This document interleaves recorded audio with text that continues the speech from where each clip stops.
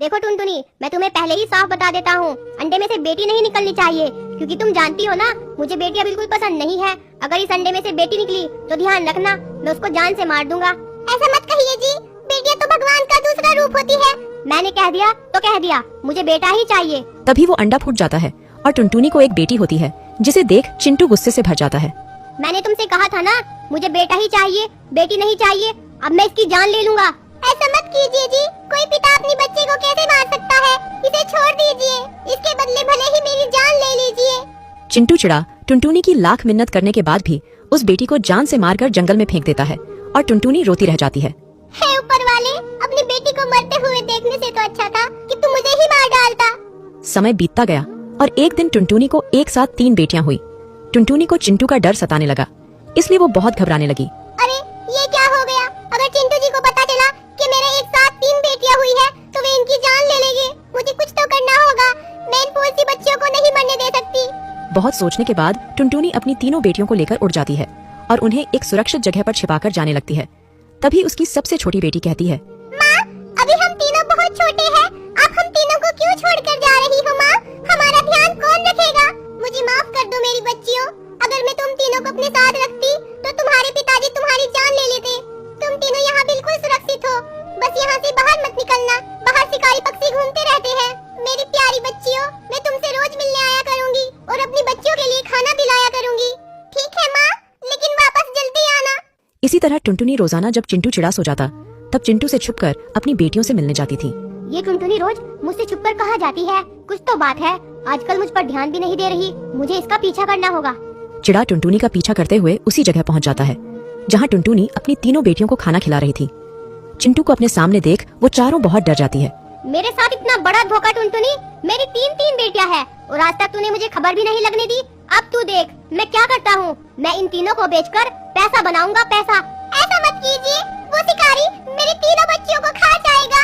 भगवान के लिए हमें बख्श दीजिए, मेरी बच्चियों को छोड़ दीजिए। तूने इन्हें धोखे से पाला है ना, अब तो तुझे सबक सिखाना ही पड़ेगा। तभी चिंटू चिड़ा टुनटुनी को बुरी तरह से मारने लगता है। पिताजी, माँ को छोड़ दीजिए, इन्हें मत मारिए पिताजी, मत मारिए इन्हें। चिंटू चिड़ा टुनटुनी को बुरी तरह से घायल कर देता है और टुनटुनी को वहीं छोड़कर तीनों बेटियों को लेकर उड़ जाता है और उन्हें शिकारी के पास ले जाता है। अरे वाह, इतने प्यारे चिड़िया के बच्चे, ये तो बहुत ही कोमल और खूबसूरत है। अरे इन्हें तो मैं बड़े सौदागर को बेचूंगा, इनसे मुझे खूब पैसा मिलेगा। वाह शिकारी जी, ये तीनों मेरी बेटियां हैं, मैं इन्हें बेचना चाहता हूँ, इनके बदले मुझे खूब सारा पैसा चाहिए। ठीक है, ये लो तीनों के बदले पूरे 5000 रुपये। पैसों को लेकर चिंटू चिड़ा बहुत खुश हो जाता है और वहाँ से जाने लगता है। हमें छोड़कर मत जाइए पिताजी, ये शिकारी पता नहीं हमारे साथ क्या करेगा। पिताजी मत जाइए। हाँ पिताजी, हमें शिकारी से बचा लीजिए। चिंटू चिड़ा वहाँ से चला जाता है। तभी रास्ते में उसे एक बड़ी चील नजर आती है। इतने सारे पैसे ये मुझे दे दे, नहीं तो तू जान से जाएगा। नहीं नहीं, मैं ये पैसे नहीं दूंगा। तभी वो चील चिंटू पर हमला कर देती है, जिससे चिंटू घायल हो जाता है और वो चील चिड़े के पैसे लेकर उड़ जाती है। उधर टुनटुनी की तीनों बेटियां डरी हुई थीं। अब मैं तुम तीनों को सौदागर को बेचूंगा, उससे मुझे बहुत सारा पैसा मिलेगा। ये सुनकर तीनों बहुत डर जाती है। तीनों बेटियां कैद हो गई थीं। सुनो मेरी बहनों, हमें इस शिकारी को चकमा देकर यहाँ से भागना होगा। पर कैसे? उस शिकारी ने तो हमें पिंजरे में बंद कर दिया, अब हम क्या करेंगे? और उधर टुनटुनी बहुत परेशान थी। पता नहीं तुम कहाँ हो मेरी बच्चियों, मुझे अगर तुम्हें ढूंढना है तो मुझे तुम्हारे पिता के पास फिर से जाना होगा, लेकिन मैं तुम्हें ढूंढकर ही रहूंगी मेरी बच्चियों। टुनटुनी चिंटू को ढूंढते हुए जैसे ही चिंटू के पास पहुंची तो घबरा गई। अरे आप तो बहुत जख्मी हो, ये चोट आपको कैसे लगी? चिंटू चिड़ा टुनटुनी को उस पक्षी की कहानी बता देता है। तभी टुनटुनी घायल चिंटू की मदद करती है और कहती है, देखा आपने, आपको अपनी बेटियों को बेचने की सजा मिली है। अगर आप अपनी गलती सुधारना चाहते हैं तो बता दीजिए कहाँ है हमारी बेटियाँ? मैंने बेटियों को शिकारी को बेच दिया है, चलो हम उसी के पास चलकर अपनी बच्चियों को ले आते हैं। चिंटू और टुनटुनी शिकारी के ठिकाने पर पहुंचते हैं। वहां पहुंचकर वो देखते हैं कि यहाँ तो ना ही शिकारी है और ना ही बच्चे हैं। वो शिकारी हमारी बेटियों को कहाँ ले गया? कहीं उसने हमारी बेटियों को खा तो नहीं लिया? वो शिकारी किसी बड़े सौदागर को चिड़िया की बच्ची बेचता है, वो जरूर हमारी बेटियों को उस सौदागर के पास ले गया होगा, पर वो सौदागर कहाँ रहता है ये मैं नहीं जानता। अरे ये तो बहुत मुश्किल हो गई, अब हम कैसे ढूंढेंगे अपनी बच्चियों को? हे भगवान, कोई तो रास्ता दिखाइए। उधर शिकारी उन तीनों को सौदागर शिकारी के ठिकाने पर ले जाता है। अरे वाह, ये बच्चा तो बहुत ही उम्दा है। इन्हें खाकर तो मुझे बड़ा मजा आएगा। बहुत खूब शिकारी, ये लो अपने पूरे 50,000 रुपये। शुक्रिया सौदागर जी। लगता है अब ये सौदागर हमें खाकर ही रहेगा। इस सौदागर ने हमें खरीद लिया है। अब हमारी जान नहीं बच पाएगी। अच्छा ही है, हम जीकर क्या करेंगे। वैसे भी हमारे खुद के पिताजी ने हमें यहाँ बेच दिया। पता नहीं हमारी माँ भी किस हाल में होगी, जिंदा होगी कि नहीं। अब हम जीकर भी क्या करेंगे। सही कहा, माँ होती तो हमें जरूर बचाती। वैसे भी माँ के बिना जीवन नहीं होता। क्या पता माँ जिंदा हो। चलो हम यहाँ से भागकर अपनी माँ को बचा लेते हैं। इतना बोलकर तीनों एक साथ वहाँ से निकल भागती है। तभी सौदागर भागती हुई सबसे छोटी बेटी को अपने पंजों में दबा लेता है और शिकारी से कहता है, अरे ओ शिकारी, तेरे होते हुए 2 बच्चियाँ भाग गई, इसलिए अब मैं तुझे एक बच्ची के ही पैसे दूंगा। ला मेरे बाकी के पैसे वापस कर, नहीं तो मैं तुझे ही खा जाऊंगा। शिकारी पैसे वापस नहीं लौटाना चाहता था, इसलिए वो सोच में पड़ गया कि अब वो क्या करें। मैंने तो तुम्हें बच्चियाँ दी थी, अब वो भाग गई तो इसमें मेरी कोई गलती नहीं है। अब मैं तुम्हें कोई पैसे वैसे नहीं देने वाला। इतना बोलकर शिकारी पैसे लेकर वहाँ से भागने लगता है। तभी सौदागर उससे कहता है, तू अब तो यहाँ से भाग जाएगा, लेकिन मैं तुझे ढूंढकर मार डालूंगा। इतना सुनकर शिकारी वहाँ से भाग जाता है, लेकिन उसके मन में डर बैठ जाता है कि सौदागर शिकारी उसे पकड़ लेगा तो नहीं छोड़ेगा।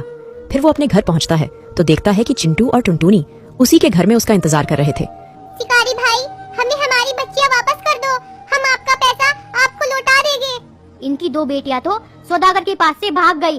क्यों ना मैं इन दोनों को ही सौदागर को दे दूं।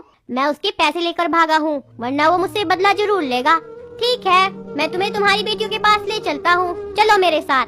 तभी शिकारी चिंटू और टुनटुनी को उसी शिकारी के पास ले जाता है और कहता है, सौदागर जी, वे 2 बेटियाँ तो भाग गई, लेकिन कोई बात नहीं, मैं उनके बदले में उनके माँ बाप ले आया हूँ, आप इन्हें खा लो। माँ, पिताजी, आप दोनों। पिताजी, आपको तो चोट लगी है। माँ, मुझे बचा लीजिए माँ। ऐसे कैसे बचा लेगी तेरी माँ? तू अभी मेरे कब्जे में है और तू अब मेरी खुराक बनने वाली है। तेरी ये कमजोर माँ और घायल पिता कुछ नहीं कर पाएंगे। शिकारी, इन दोनों को भी पिंजरे में बंद कर दो, मैं इन तीनों को एक साथ ही खाऊंगा। तभी शिकारी चिंटू और टुनटुनी को भी पिंजरे में बंद करने लगता है। ये सब बाकी 2 बेटियां छिपकर देख रही थीं। तभी वो सामने आती है। नहीं नहीं, हम अपने माता पिता को कैद नहीं करने देंगे।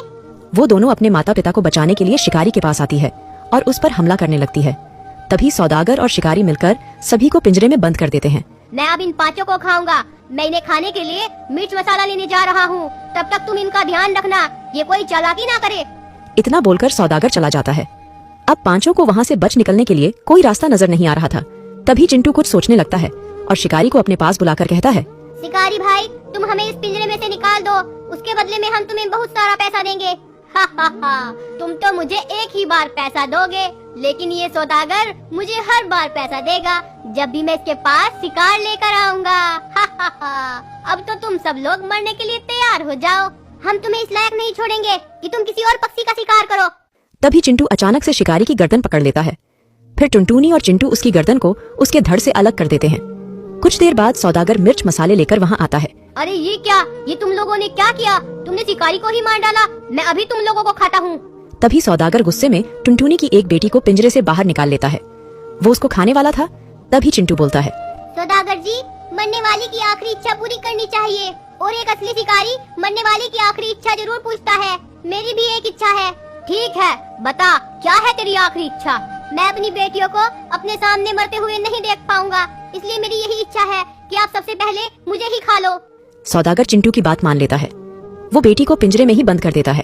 फिर वो चिंटू को खाने के लिए जैसे ही मुंह खोलता है, चिंटू मरे हुए शिकारी का धड़ सौदागर के मुंह में घुसेड़ देता है, जिससे उसे सांस आना बंद हो जाता है और उसकी मौत हो जाती है। पिताजी, आपने हम सबको बचा लिया। आप इस दुनिया के सबसे अच्छे और सबसे बहादुर पिता हो। इसके बाद से चिंटू अपनी बेटियों और पत्नी से बहुत प्यार करने लगता है और खुशी खुशी उनके साथ रहने लगता है।